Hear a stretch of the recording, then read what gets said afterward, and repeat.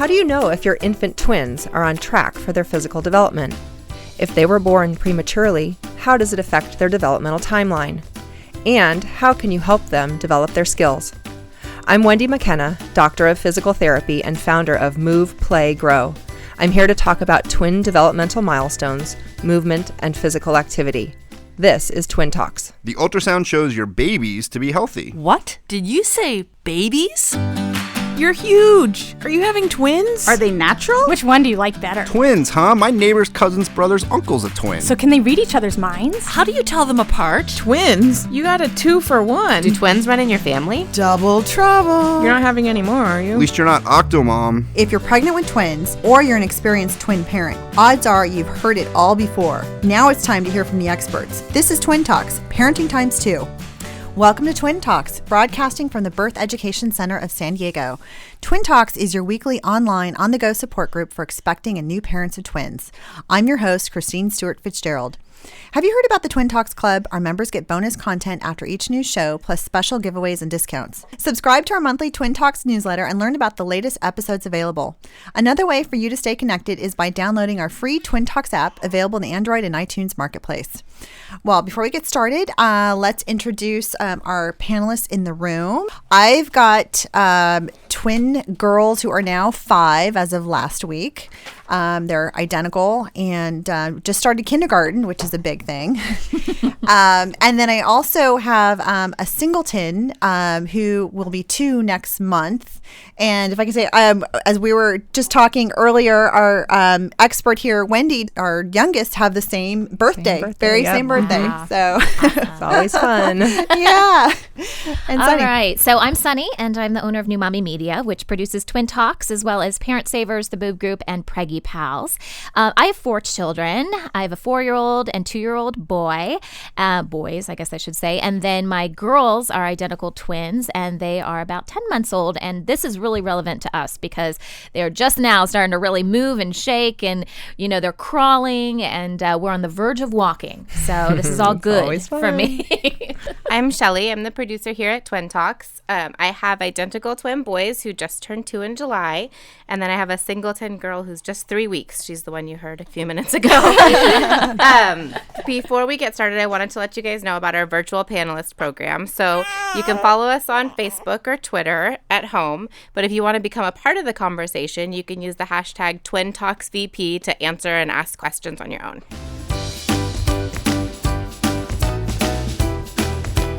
So before we get started with today's show, we're looking to the headlines for news about twins. A recent article published at Slate.com talks about why identical twins aren't really identical. So as I'm sure all moms of identical twins can attest, your kids are very different, in fact. And it turns out there might be a scientific reason for that. So biologists are realizing that the idea of nature versus nurture is missing the importance of noise.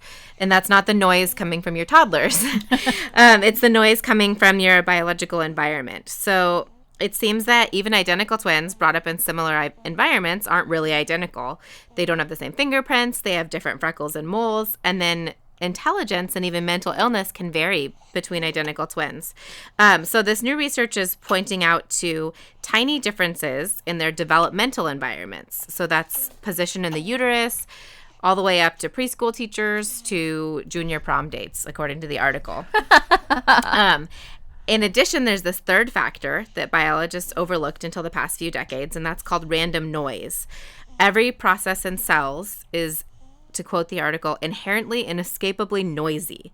So what that means is that when the molecules move around, they're doing so randomly, and cellular processes that require certain molecules to be in the right place at the right time are depending on how these molecules move around. So it's a little scientifically heavy for me, but it seems like what's happening inside the cells, even though the cells are genetically identical in the exact same environment, the cells themselves are behaving differently, and that causes these twins to develop differently and in fact not be identical after all. Now, I thought I read something at one point that, like, regarding your genes, some things are turned on, some things are turned off. Have you guys heard this about it's all kind of there, but just kind of depends on what triggers turning something on?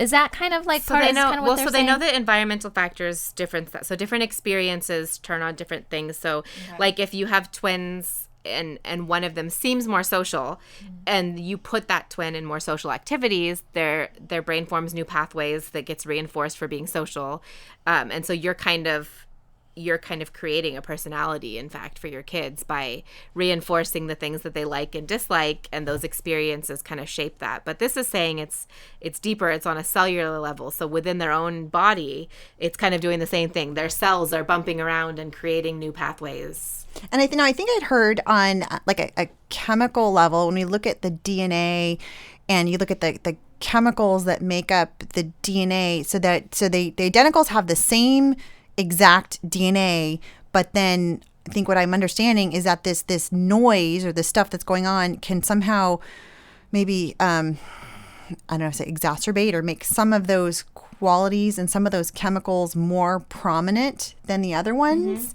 So even though the sequence is exactly the same, that somehow it's in some cases some of those chemicals are stronger than the other ones.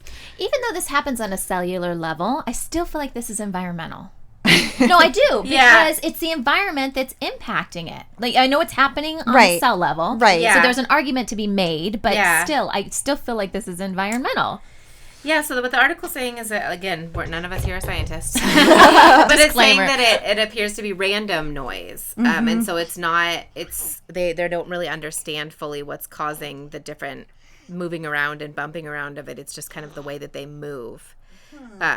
But yeah, I'm definitely interested to see more research about it, because my boys are, like I said, it's fascinating that they have different fingerprints and they're developing different moles. Or freckles, which helps other people tell them apart. Yeah. Birthmarks. But it's to me, it's fascinating to see the way that they speak differently and act differently and talk differently. And I'd love to just see more about what exactly is causing. I have to agree. I'm fascinated too, because I know my girl, their personalities are so different. And now that we've put them into school, it seems like, wow, it's really, visible. One girl is very just compliant, like, okay. And the other girl is just like, why? No. There's a yin and a really yang. resistant. Yeah. I'm like, why? I can start to see some stuff in my 10-month-old, but then like the moment I start to say, oh, this one's this and this one's that, then they flip-flop on me. But one thing that I found, and this kind of goes along with the fingerprint thing, because we talked about in a previous episode that it was the amniotic fluid that actually can change babies' fingerprints. So they may be technically initially kind of formed with the stuff, but it's the amniotic fluid that changes that. Okay, so my twin B, who was born, obviously after twin A, like the little part in your hair like the little spiral. The swirl. Twin B has 2 of them. What? Yeah, I've never seen this. I just went to see the pediatrician a couple days ago. He's never seen it. Oh my gosh. And twin A just has 1, and twin B has 2, which is creating like a little spiky effect right now. And I'm like, what is this? She'll be the one you'll have to put in pigtails. Yeah. Right?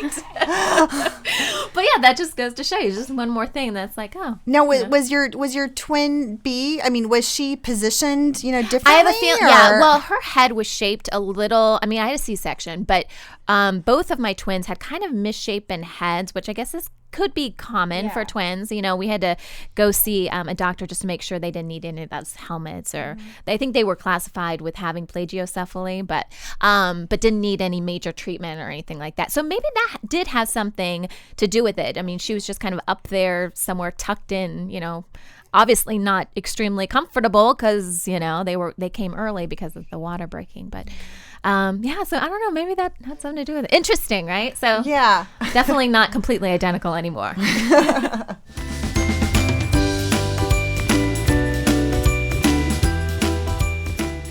Well, today's topic is developmental milestones, movement, and physical activity. And we're talking with Wendy McKenna, who's here to talk about physical development milestones and how we can help our twins improve their skills. Well, thanks for joining us, Wendy. Thanks for having me. Well, First of all, I mean, are there any differences in developmental milestones between twins versus singletons? There shouldn't be. Okay. And actually, the research does show that there is no difference between a singleton or twins as long as they're born full, healthy term and no other issues that would affect development. The other thing that research shows is if you look at siblings, many siblings do not develop along the exact same timeline, but identical twins are the most closely related in their developmental milestones, with non-twin siblings being the most different. But in general, when you're looking across the board, there really should be no difference between a singleton and twins or multiples.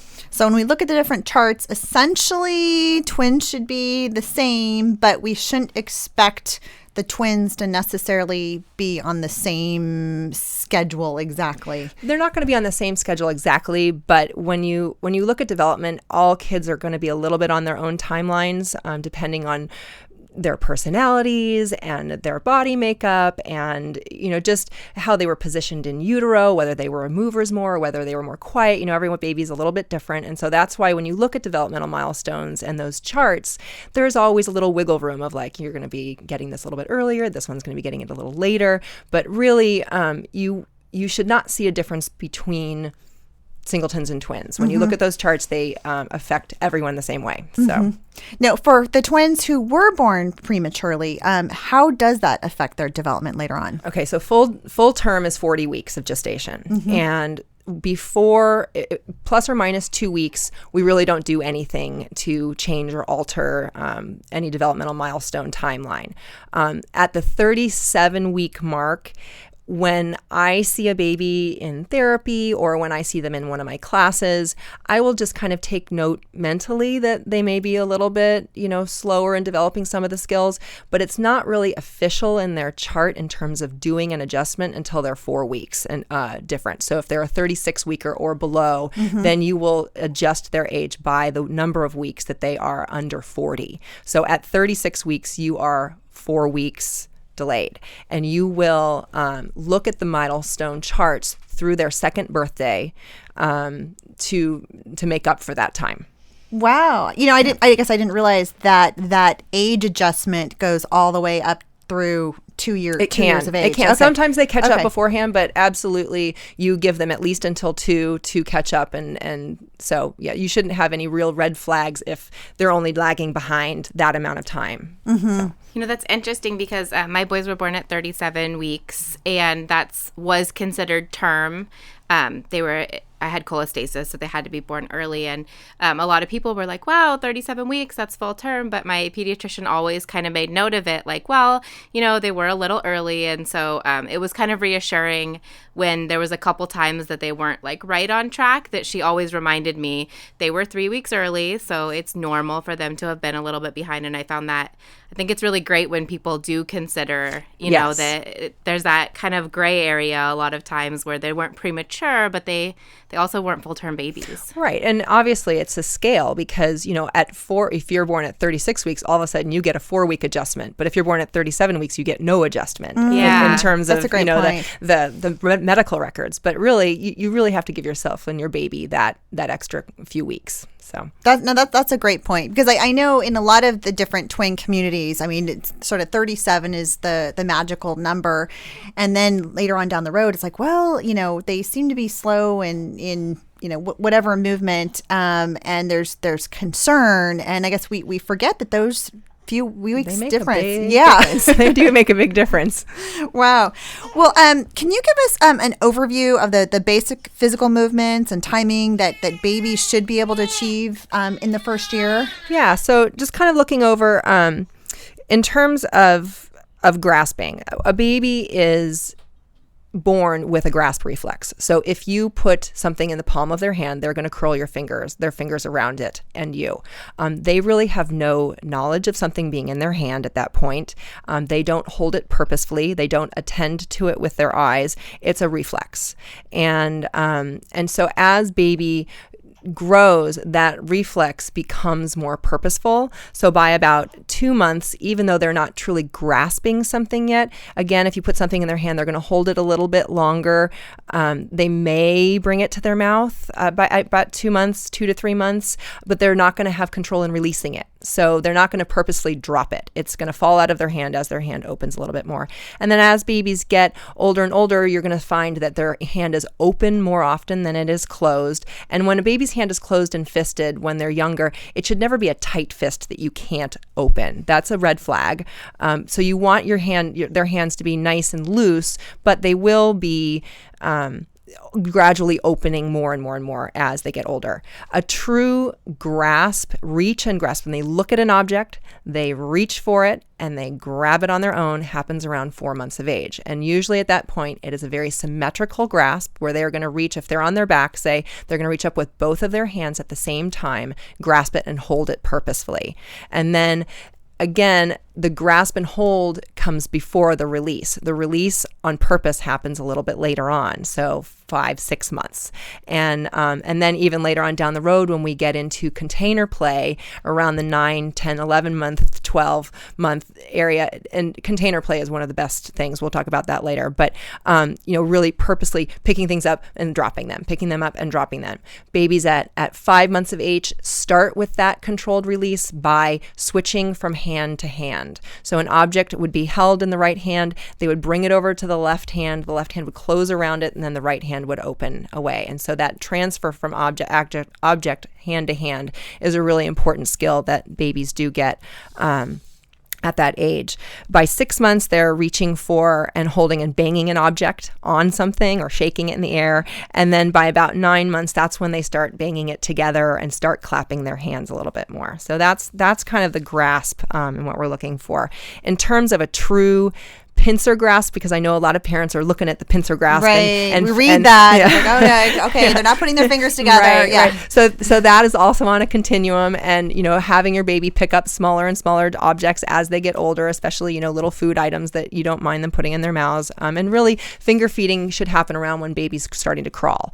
And so again, that first pincer grasp is going to be with the fingers against the palm of the hand, and that's a radial palmar grasp. Then when they get to a more of a lateral pincer, it's the index finger against the lateral side, the thumb against the lateral side of the index finger. Then finally at 12 months, that's when you're looking at between the tip of the index finger and the tip of the thumb. That's when the true pincer grasp comes in. So it's really about a year old when they're getting that. Mm-hmm. When we're looking at hand coordination, again, early on, it's very random movements. By the time they're 3 months, one of my favorite things about the hand movements is around the 2-month age when nursing. I call it the wandering hand, and and baby just starts having their hand a little bit more open and just starts wandering against mommy's chest and fingering the clothes a little bit more, and you can just see the joy and the feeling of that makes in a baby's hand and face, because they're just learning about their world and their environment, and so babies are going to be symmetrical at first. Their right hand is going to be doing what their left hand is doing, and vice versa. And then as they get older, one hand is going to be doing one thing, one hand is going to be doing another. And so really we want to get from the symmetrical play into more reciprocal play. And the biggest reciprocal motor milestone would be crawling, where babies are not bunny hopping. It's not the same time on each side, but actually one hand and one leg is doing the opposite thing at the opposite time. One is moving, one is weight bearing. And crawling really happens around 9 months of age. 9 months, really? Yeah. Mm-hmm. Okay. It can come a little earlier, but that's the general, if they're crawling by 9 months, that's great. So, but again, there's a range. Babies can crawl as early as 7 months. They can crawl as late as 11 months. So really, we're looking at kind of an average out there. Mm-hmm. So, and how about now for crawling and then for standing? Does that usually happen in sequence as well? It really does. So if you think about, again, looking at these checklists, it's not just about checking off, or they're doing this, they're doing that. It's all a developmental sequence, and it's all purposeful movement. And so when looking at the quality of the movement, babies move forward, backward first, then side to side, then they rotate in every position that they get themselves into. And that happens with head movement, with rolling, with getting up into sitting, with crawling, with getting up into standing. And so with the crawling and standing, babies are crawling to get somewhere. They're not motivate them. Especially to mama. They're not crawling because it's supposed to happen. They're crawling to get somewhere, and rolling from place to place isn't as efficient anymore. They can get up on their hands and knees. They're like, hey, this is cool. I'm up higher off the ground and I can go faster. And hey, look, there's that little table over there. And there's something that might be kind of cool. I'm going to put my hands up there and kind of peek over the top. And then all of a sudden they're using 90% arms to literally pull to stand. So they are not using their legs very much. Their legs pretty much follow along and they're really not that aware. They're much more aware of their hands because hands are in your visual field. It's what you play with. It's what you interact with. The rest of us, we don't look at our legs. We don't really think about our legs. Our legs just take us from point A to point B. And unless there are problems with our legs or pain in our legs, we don't ever acknowledge them. Our hands are with us all the time. They are used to communicate. They're used to play. And so it's the same thing with the baby. Those hands and those arms are going to develop better and more sophisticated than the legs will. So again, that pull to stand is a pull. And then once babies are standing, it's a really wide base of support and they're pretty wobbly. And again, this is around that 9-10th month age and they're just starting to kind of figure it out. So if you think about pulling to stand, babies aren't standing, then they get stuck. Because it's like, how do I get back down again? Okay, so it happens to everyone. This is my twins exactly right now, right? 10 and a half months. And I guess they were a little bit late to crawl because they just really started. But I always get confused because they'll get themselves and they can pull themselves out to a standing position. And usually it's at a table or maybe like they can grab onto the baby gates. They like to do that too. And kind of like you said, Wendy, just kind of peer over and see what's going on the other side. And but then they don't know how to get down. I'm like, but you just got yourself up. Right. And then it's like they're stuck. Right. And I'm like, have to like bring them down, sit them. Yeah. So one of the ways that you can help your baby to get back down again, because again, they don't know about their legs very much. It's their hands and their arms that pulled them up, and their hands and arms can't pull them back down again. They just are at the mercy of gravity. So a lot of times they just end up plopping down. So one of the ways that you can help them is by just placing your hands on their hips and grounding them into the floor a little bit more so that they feel their feet on the floor and they feel the floor pushing back up through their feet.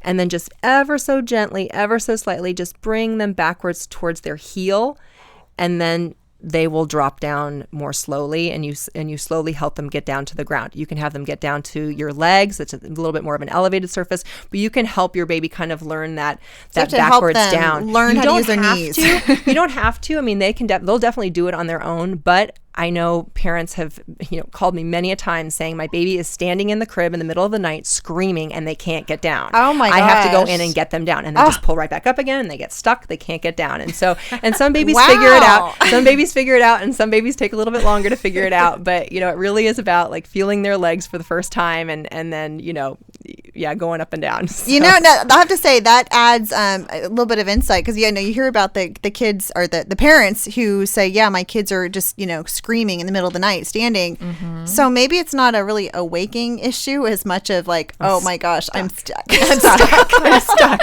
Or they've done it before and they've let themselves fall and they can bonk their heads on the crib. And so they've learned. Yeah. And they're like, I don't want to do that again. Well, we're gonna take a break, and we come back. We're gonna talk about how you can help your twosome in their development skills.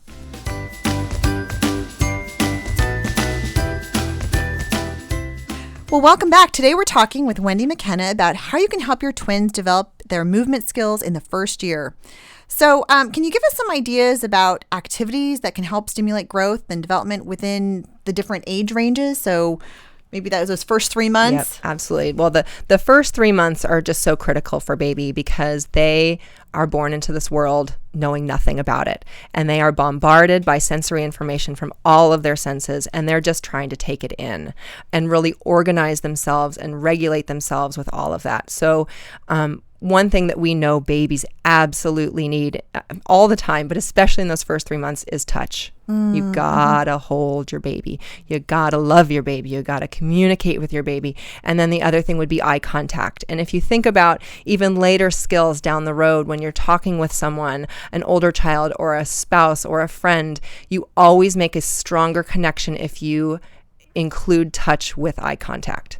Wow. And so if you just think about multimodal sensory information and calming and regulation, that touch with the eye contact is the best thing you can do. So again, during that time, the first 3 months, you really want to make sure that through all of your activities that you are being sensitive to them, and whether they're inviting you in, reading their cues as to when they've had enough, not overstimulating them. Oftentimes when babies start to cry, we bounce them a lot, and it's like, whoa, we just need to calm everything down. We don't need to add more stimulation to that. So touch, a low light room, soft humming, singing can really help that, rather than, what do you need? What do you need? Let's try this. Let's try this. Let's try this toy. Because then it's just too much. And so, really being respectful of that, and then being respectful of yourself, just as a new mommy, a new parent, or a parent of the fourth, whatever it is. You're dealing with a baby who's got a unique personality and is a unique person, and it's about that connection that you're making with them. And so, in light of that, what we're looking for developmentally is symmetry. We want to make sure that baby is aligned correctly, that they don't have a preference for looking to one side or another. Babies should be able to turn their heads all the way, both directions from birth. They don't really hold their heads in midline until about the 3-month age mark, but really if you're working on eye gaze and eye tracking, babies can hold your gaze and do a little bit of tracking from the beginning, and they get disorganized around midline, but really by that 3-month mark, they should be able to go from full right rotation through midline to full left rotation, and that's on their back and on their tummy. So when you're looking at those first 3 months with twins, right? Yep. Touch is important and eye contact is important. So it sounds like having somebody to help would be really kind of critical in those first few months. I couldn't agree more. And I know, like, for example, sleep is always the biggest concern, and all of the sleep specialist training will tell you when you're trying, don't make eye contact because you're trying to get them to sleep, and, just be really quick and not connecting. So I think it's probably important to remember during daytime hours to kind of give as much, even if you can't always hold both of your babies. Yes. What I'm hearing you say is that if you can even just make eye contact with both of them, acknowledge their presence separately, that might be absolutely something. But you can also have them look at each other. They've been together forever, so have them on the same play mat facing each other, and have older siblings involved too. One of my favorite activities with a young baby is to lay down on the floor and read with them.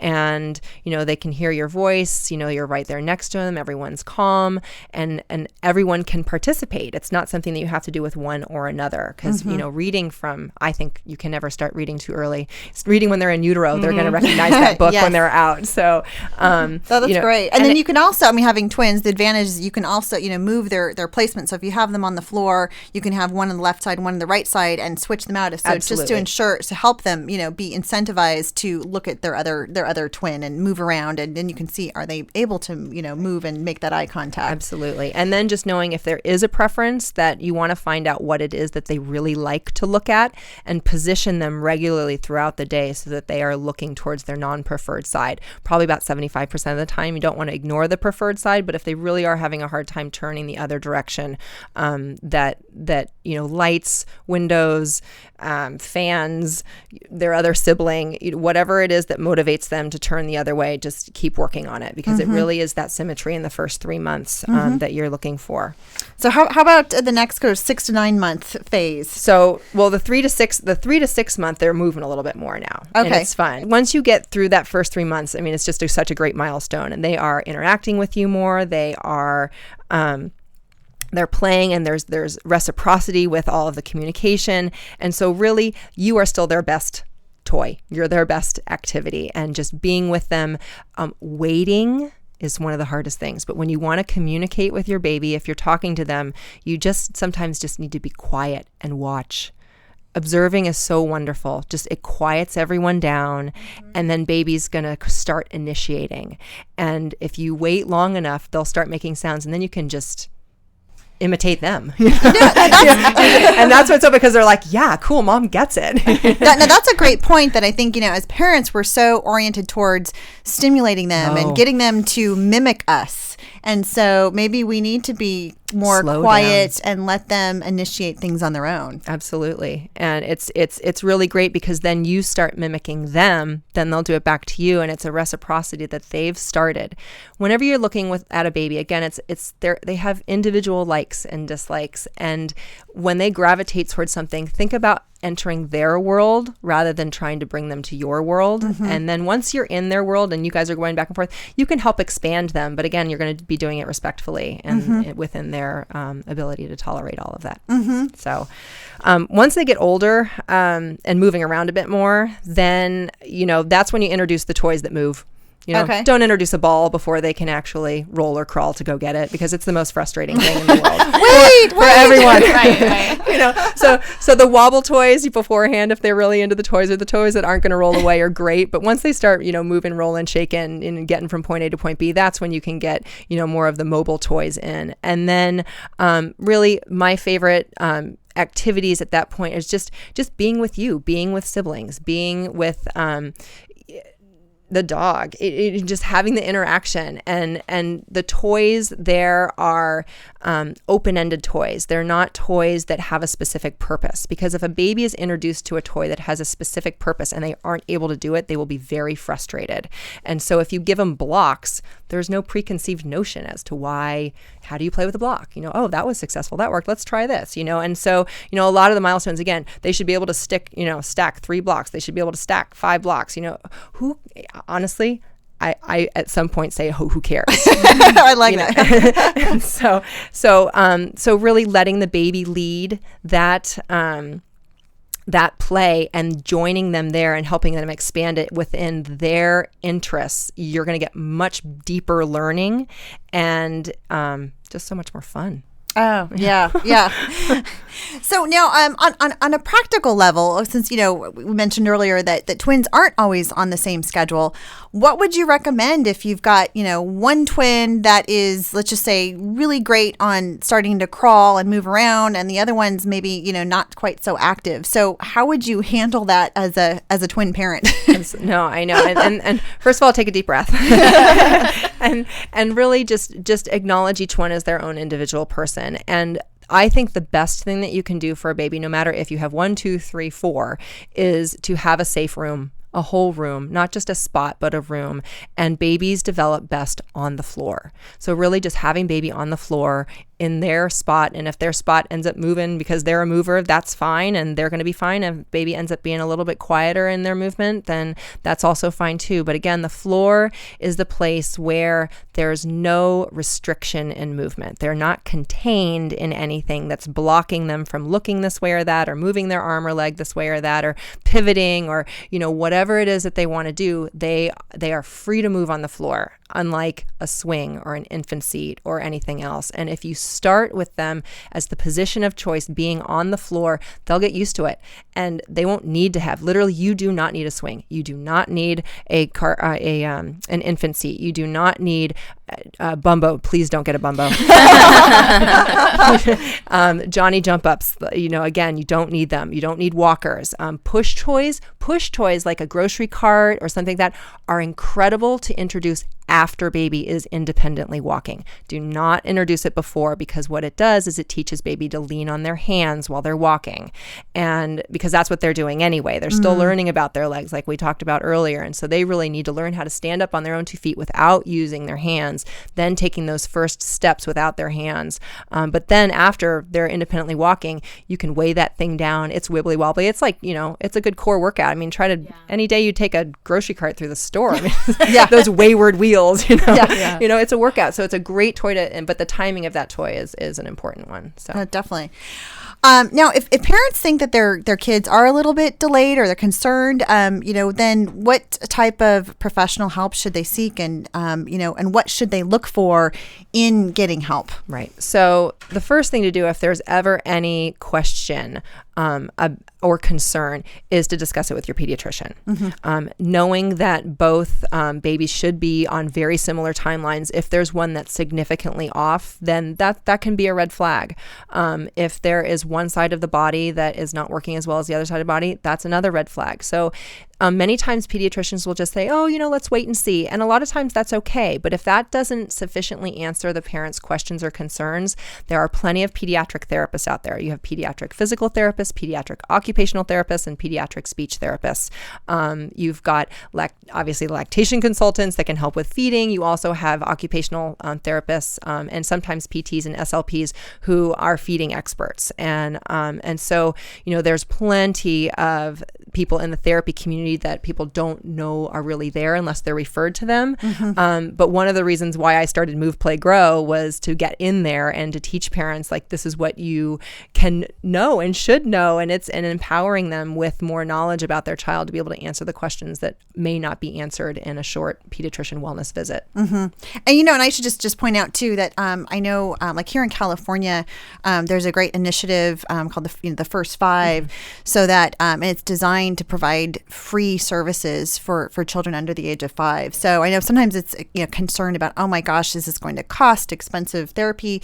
But California, I think some other states as well, do offer services. Yes. First Five, and then also regional centers. For twin moms to know, they'll come to your house. Yeah. So, because that was a concern. We had like a concern about 9 months, and my pediatrician said they're fine, but there's no harm. It's free. They come to your house. Why not have them come out? And they will. They'll make the appointment. They'll show up at your house. They'll do the evaluation. They'll go over the results, and you don't ever have to leave or anything. So, like you said, some pediatricians will just say to wait it out, but use your mom instincts and know that the resources in pretty much, every state has different resources, but you typically don't have to go take your kids anywhere at first, and the evaluations are usually free. So I know free and in your home are keywords for moms of 2. And unlike a lot of states, California actually has multiple agencies that do this. So regional center is another one that you can self-refer. You don't need your pediatrician to refer you to, and they have a certain amount of time. I think it's less than 45 days to have a team come out and evaluate you.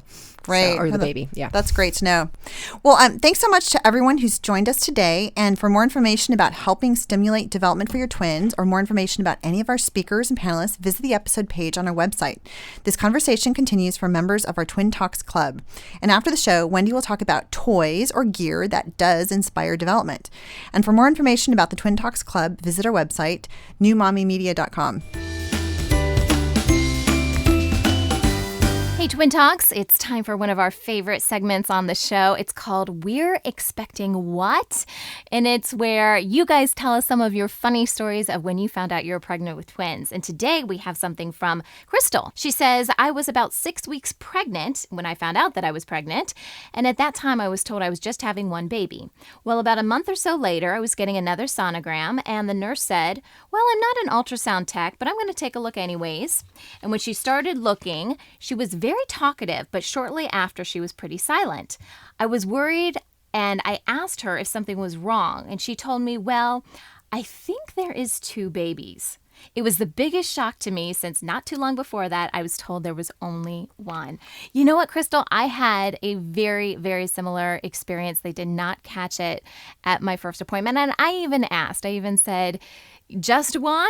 Just kind of like that, because I had always wanted twins. I know, crazy person here. But I'd always wanted twins. So I asked my doctor, and she said, no, just 1. And then it wasn't until I went back for my first trimester screenings. And of course, my husband wasn't there. Nobody was there. I thought it was this routine thing. And the sonographer very casually just looks at me, and she's like, oh, twins. I'm just like, you have got to be kidding me. So, Crystal, I totally get it. All right, if you guys have a funny twin story that you want to share with us about how you found out that you were pregnant, we would love to hear it. You can send us an email or call our voicemail at 619-866-4775. Well, that wraps up our show for today, and we appreciate you listening to Twin Talks. Don't forget to check out our sister show, Preggy Pals, for expecting parents, and our show, The Boob Group, for moms who breastfeed their babies, and Parent Savers, your parenting resource on the go. This is Twin Talks, Parenting Times 2. This has been a New Mommy Media production. The information and material contained in this episode are presented for educational purposes only. Statements and opinions expressed in this episode are not necessarily those of New Mommy Media and should not be considered facts. While such information and materials are believed to be accurate, it is not intended to replace or substitute for professional medical advice or care, and should not be used for diagnosing or treating healthcare problem or disease or prescribing any medication. If you have questions or concerns regarding your physical or mental health or the health of your baby, please seek assistance from a qualified healthcare provider. New Mommy Media is expanding our lineup of shows for new and expecting parents. If you have an idea for a new series, or if you're a business or organization interested in joining our network of shows through a co-branded podcast, visit newmommymedia.com.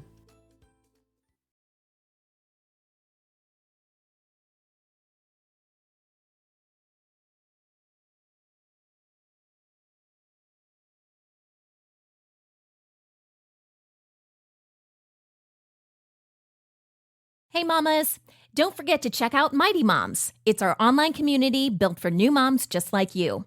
Not only can you connect with other moms, but you can also join us backstage for special mom-only online events. And you'll also be notified when we're recording so you can join us as a special guest. Visit our website, newmommymedia.com, and click on the Mighty Moms banner. It's free. That's newmommymedia.com. See you there.